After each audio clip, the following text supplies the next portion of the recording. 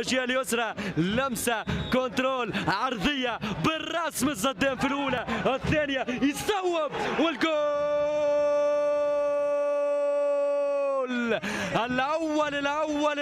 الأول للترجي الرياضي التونسي.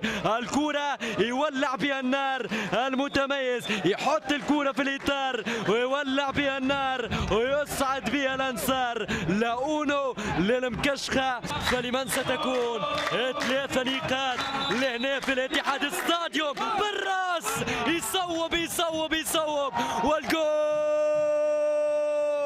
العرضية باليمين والكرة بالراس، حط الكرة في الإطار. محمد أمين بن حمودة يحط الكرة في الإطار، يولع بها النار ويصعد بها أنصار المكشخة. الكرة كانت مزيانة على اليمين، عاود لي الكرة يا مخرج، عاود لي الصورة يا مخرج. هات الريبلايات، هاي الكرة منين بدات، العرضية باليمين بالراس من بن حمودة.